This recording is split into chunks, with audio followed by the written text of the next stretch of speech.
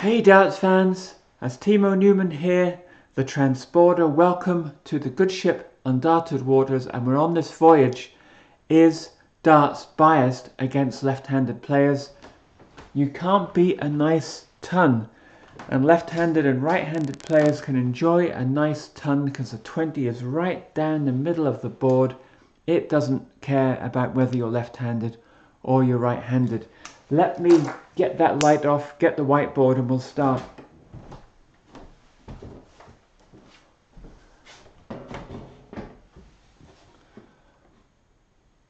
So today's video is about human factors. It's the second in this series of 4 videos addressing this question: is darts biased against left-handed players? And yesterday we looked at the statistical evidence. Is there even any case for darts to answer here? Maybe everything's fine. We had a look at the data. We looked at the World Championship finals from 1978 to 2025 at the elite level of the sport. So the BDO, the Unified and the PDC, and that trajectory of tournaments. There were 30 different finalists, 30 different humans were in those finals. Not one of them was a left-hander. We looked at the top 32 in the PDC, only one left-hander, James Wade. And because left-handers are roughly 10% of the population worldwide, and that's in most nations as well, then our conclusion was, well, this could only happen by chance if there were no bias. That chance of that happening if there were no bias is about 4% to about 12%. So I was talking about parallel universes. So, you know, like with the World Championship stuff, if you had a load of parallel universes in basically 96% of them, there would be left-handers appearing occasionally in World Championship finals. In 4% of those universes, there'd be no left-handers. Our universe is in one of those 4%. So it's a smoking gun. The evidence is very loudly, I think, stating there is some form of bias. Now, today we're going to look at the question, is it to do with human beings? Are human beings built in such a way that darts is sort of a right-handed game, that left-handers simply are not really cut out for it? And then in the next video, hopefully tomorrow, we're going to look at, well, is it the environment? Is it something not to do with humans, but is it something in the environment or the equipment? Okay, so today is all about humans. So let's get this recap off and get cracking about human beings. So the first thing we want to talk about is, why is there even right-handed and left-handed? Like, why do human beings even have a dominant hand? Because, interestingly, I've been doing a lot of reading. I can't do justice to this subject, it's huge. But apparently, from reading original papers, there's not much evidence at all in primates that there's any handedness. Okay. Now this is really interesting because we also know that primates do not have sophisticated language. Okay.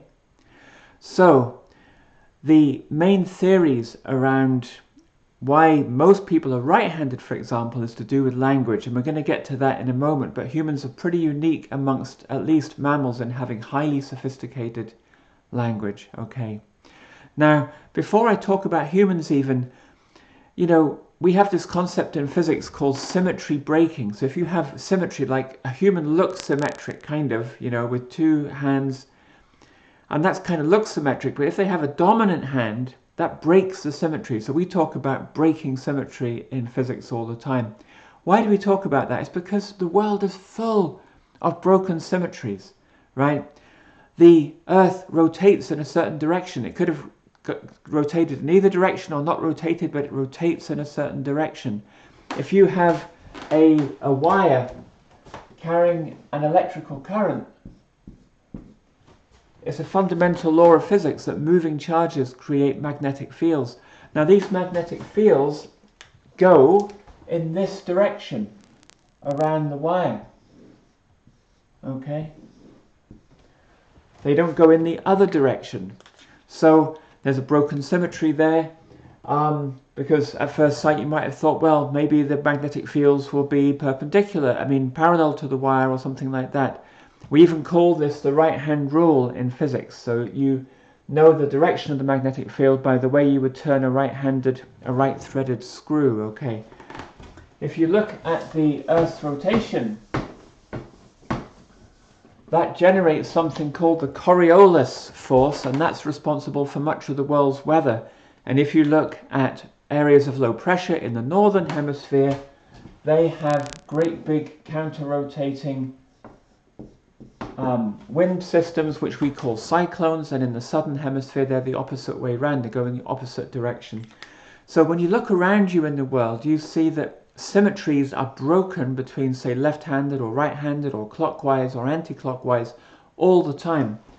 In fact, maybe the most interesting symmetry of all, as far as humans are concerned, is that the building blocks of our bodies, so our bodies are made of cells, and the cells are made mainly of proteins, and proteins are made of little Lego bricks called amino acids. And amino acids are kind of a carbon atom with something here and something different here, and then they have two other things. They have a hydrogen atom and they've got what's called a residue. Okay, but you could say, well, why isn't the residue on this side and the hydrogen atoms on that side? Well, both are possible. This is called the left-handed, and if the residue was this side and the hydrogen was there, that would be called right-handed. But guess what? In all of life on Earth, all the building blocks of proteins always use left-handed amino acids. Nature just chose left-handed. There was a broken symmetry and nature said, nah, I'm just going to use left-handed building blocks. So nature likes to break symmetry. It's more stable in a way, okay? So it's not maybe a surprise then that we have this broken symmetry in humans, this handedness, and the belief is that this comes from language. It's really, really interesting. So this is the idea that the brain has got two hemispheres. So this is like the worst picture of a brain you'll ever see, but there's a brain, okay? And if I'm facing towards you, this would be the left hemisphere, this would be the right hemisphere. And a major finding in neuroscience, and I think this came actually from people that had sustained brain injuries, because one thing in biology and medicine is that you typically work out how things function by the way that they stop functioning when people have accidents or people get certain diseases. So when people had certain head injuries or brain injuries, what they noticed very early on is that language is badly affected if there are injuries or tumors in the left hemisphere of the brain. So the left hemisphere of the brain is language. Okay. Now the other thing is really interesting is that the left side of the brain controls the right hand side of our movement, what they call motor skills. So the left hand side of the brain is looking after your right hand muscles, your motor, so nerve signals to muscles, and the right hand side of the brain is looking after your left hand motor skills. Okay, and that's true as they crisscross like this.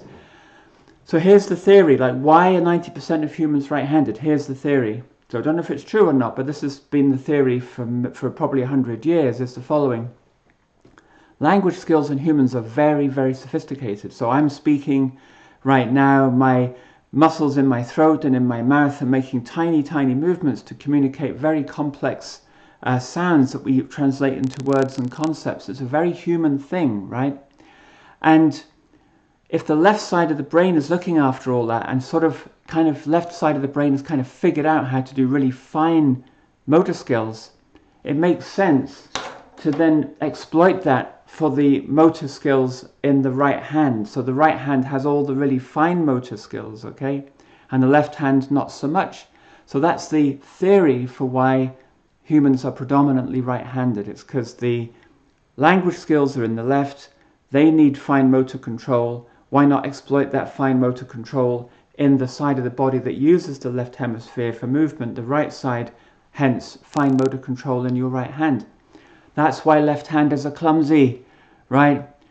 Cack-handed, gauche, all those words that we saw yesterday from old languages, that left-handers are harmful and clumsy and idle and all that stuff. Right. So then you could argue, well, hang on, if that's such a good theory, why are there any left-handers? Okay. And I'm sure many people in charge of armies and navies have wondered about that. Why are there any left-handers, or even in orchestras? Because left-handers cause problems. If you want all your violin bows to go in one direction, and you've got a left-hander who wants to bow in this direction, that's a problem, okay? If you want your soldiers to carry certain weapons that are designed for right-handers, it's a problem if you've got a left-hander. And actually, historically, I think in the World War I, it was known that left-handed soldiers had a much higher death rate than right-handers because they couldn't use their weapons as well, because the weapons were predominantly designed for right-handed people. So why are there any left-handed people? Well, there's a lot of left-handed people. If they're 10% of the world population, that's 1 billion left-handed people on the planet right now. I'm one of them. So is James Wade. And there's a bunch of others too. So why are the left-handed people? What's the theory? So again, this is just theory, all right? It's very hard to prove things in biology, particularly if you're talking about the origin of things. And that's a whole subject in itself. In physics, we're very skeptical of these kind of arguments, but in biology, they make them all the time. So here's the kind of evolution theory argument for why are there any left-handers? And the answer is that if most of the people around you have a right dominant hand, and you're competing for food or you're competing for mates, so think kind of Stone Age, okay, competing for mammoth meat, competing for mates, whatever, for land, you got to fight for your share of stuff, okay. Now, if you have a mutation or whatever that causes you to have a left dominant hand that's, let's say, almost as good as a right dominant hand in a right-handed person, when you're in a fight, 90% of your training is fighting right-handers. But when a right-hander fights you as a left-hander, only 10% of their training is fighting a left-hander. So you have a left-hander in combat. Left-handers have a 9-to-1 training advantage.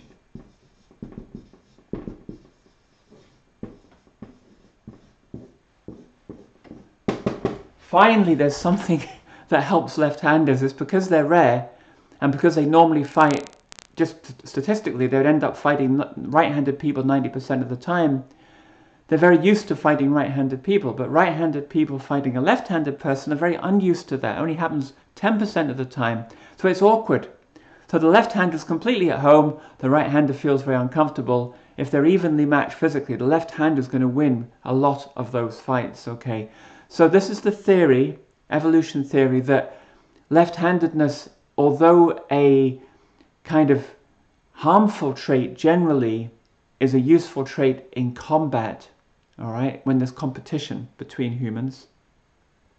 And therefore, it kind of is tolerated. It doesn't always go away. It doesn't get bred out of populations because it has this certain fitness advantage. That's the evolution theory argument. So what you'd get from that, in a sense, then, is that maybe left-handers should be overrepresented in competitions which are to do with combat. Let's have a look at that evidence. And the answer is, very simply, yes, that's true.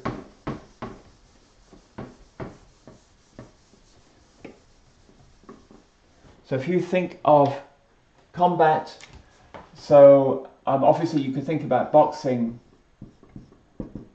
you could think about martial arts, but you could also think about things like fencing, which is a very ancient combat sport, and also more modern, you wouldn't call it a combat sport, but it's two people on opposite sides who are competing against each other, you know, very, very high intensity, tennis.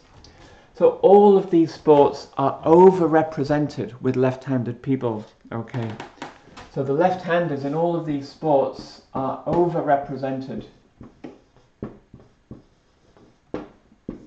significantly more than the 10%. I think even, again, you don't always read the same things in different sources, so you have to take some of this with a pinch of salt. But I did read that I think in tennis there was a 40% of left-handers in the elite level of the sport.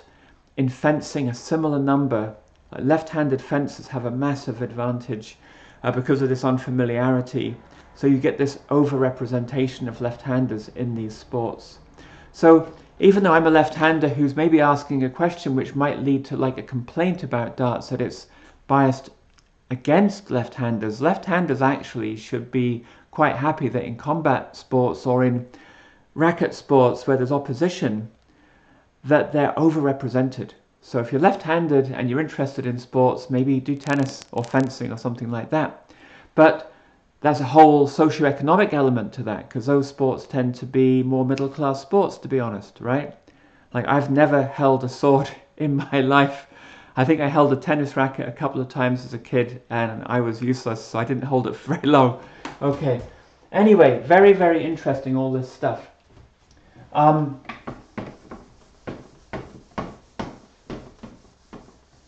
So we're seeing some of these arguments. We're seeing some of the biology behind this. You know, the whole language thing that kind of leads to right-handedness being a very good thing, left-handedness being maybe a useful thing in combat. So you get some left-handed people in the population over, you know, tens or hundreds of thousands of years because of that fitness advantage in combat. So it doesn't always get bred out, even though it doesn't look that fit from an evolutionary point of view. What other kind of symmetry breaking do humans have? Well, I've mentioned all the building blocks of our proteins are left-handed. I mean, it's not left-handed, it's just they have a certain choice, which is called, for traditional reasons, left-handed, but it has nothing to do with left-handedness, of course. But they have that choice in those building blocks. Another very important breaking of symmetry is our eyes. Okay, there's something called what's the fancy name for it? Ocular dominance.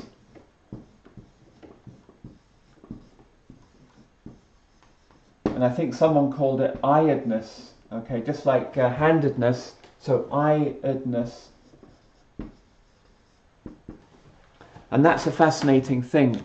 The way that our eyes work is, of course, our left eye doesn't look to the left and the right eye look to the right. Each eye looks at everything, and the outer field of vision in your eyes goes to one half of the brain, I think something like this, and the inner field of vision goes to the other half of the brain.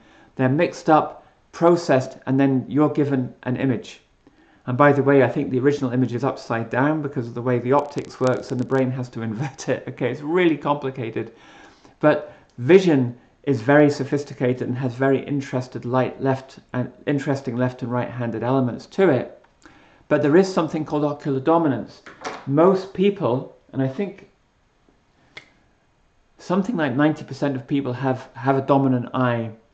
And the way you can test this is if you make a hole with your hands and you reach out in front of you with your hands and you look at a distant object and you make the hole in your hands very small and look at that distant object, and then you slowly keep looking at that object and bring your hands to your face.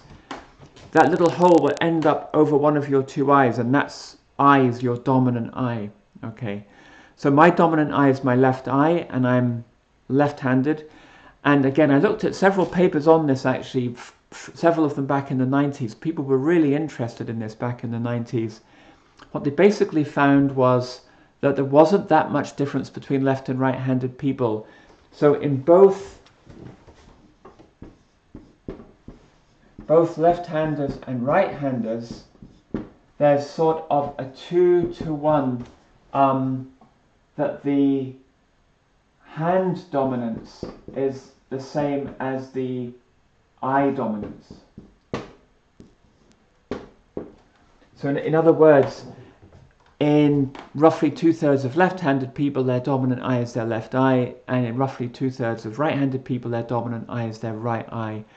So even though the eye dominance is really interesting, it doesn't seem to have that strong a bias in terms of left and right-handed people. Okay, so something that I know a lot of folks that have commented me wanted to hear about, but I don't think this is a smoking gun for what we see in darts. But it's certainly a very important thing in darts, because if your dominant eye is different to your dominant hand, I think that is a disadvantage in darts.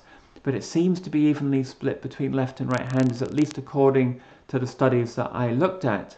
There may be other evidence out there, but you'll have to look in the professional literature and see. Very happy to hear about that in the comments below. So I'm going to sort of wind this video up in a minute or two.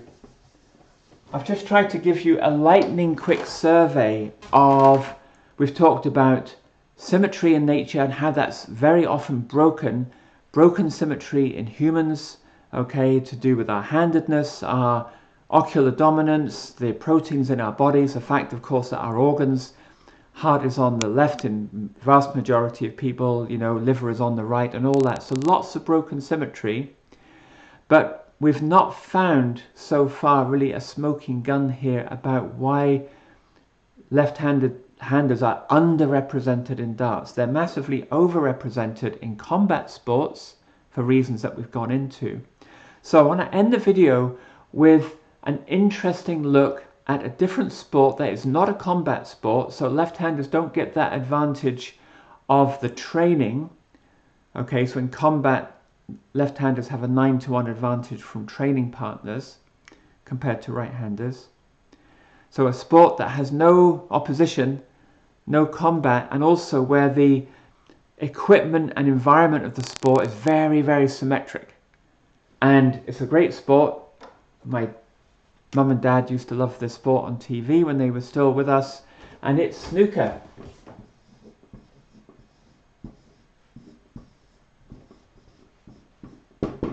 So this is a good one to look at, because you see, I had this thought. I thought, you know, if the fine motor skills are absent to some degree in left-handers because the language is on the left-hand side, so the fine motor skills are kind of here, they go to the right motor skills of the body, so the left hand doesn't get any of that fine motor skills stuff, maybe, and yet they're overrepresented in combat sports because of this huge training advantage. Is that training advantage kind of overcompensating for people, left-handers, not having very good eye-hand coordination? So I thought, right, snooker's a good example. There's no combat, there's tons of eye-hand coordination required. Do we see the similar underrepresentation of left-handers in snooker? What's the answer? So this is really interesting.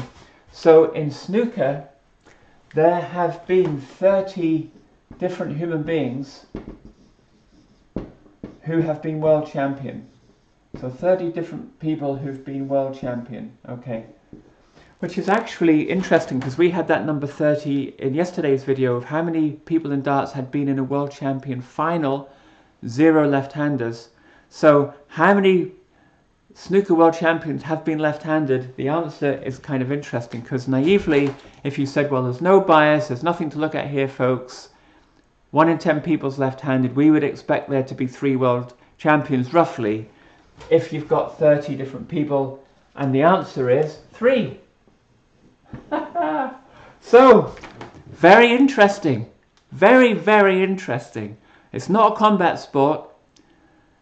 You need eye-hand coordination, and the environment is perfectly symmetric, except for the pedantic person will say, oh yeah, but what about the yellow and green balls though? It's like, okay, the 2 lowest scoring balls apart from the reds are on different sides, but I don't think that's a big deal really.